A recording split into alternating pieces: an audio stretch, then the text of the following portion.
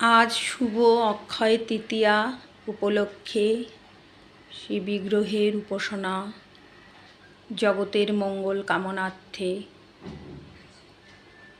সবাই সুস্থ থাকুক, ভালো থাকুক।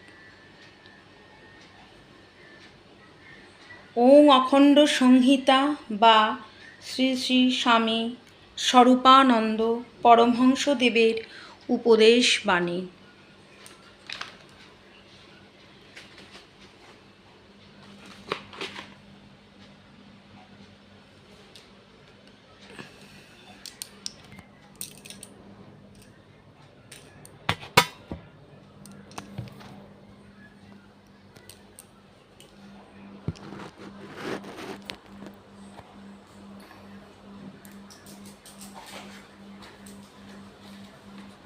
পূজাকালীন শঙ্খনাদ ও ঘণ্টাধ্বনি।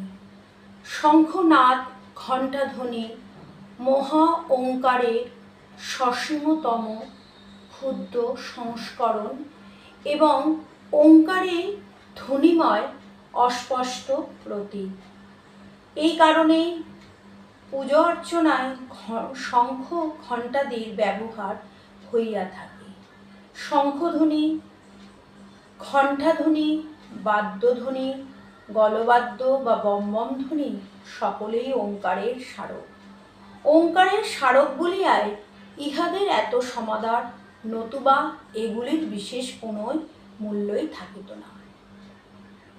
পূজাকালীন ধূপ দীপ সাধারণ ভক্তরা ভগবানকে সাধারণ মানুষের মতোই জ্ঞান করিয়া তাহার প্রীতি সম্প্রদানের জন্য ধূপ দীপ দিয়া থাকে।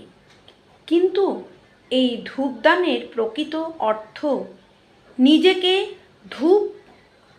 ধূমের ন্যায় সম্যক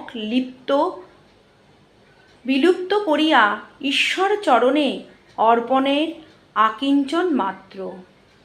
ভগবানকে দীপদানের অর্থ হইতেছে তাহার নিকট হইতে অজ্ঞান ও আসক্তির নাশকারী জ্ঞানস্বরূপ আলোকের প্রার্থনা।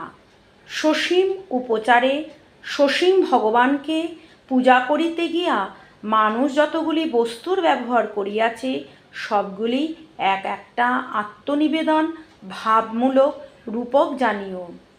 এগুলি অর্থহীন আচারও নয়, কিংবা জড়বস্তুর প্রতি আসক্তি বর্ধক উপকরণও নহে।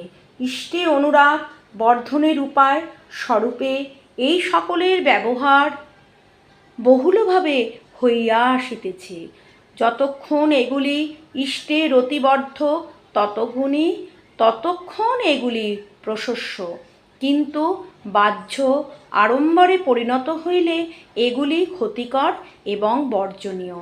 যাহা চিত্তকে অন্তর্মুখ অর্থাৎ ইষ্টবৃত্ত করিবে না, তাহা নিরর্থক এবং বিলাসিতা মাত্র।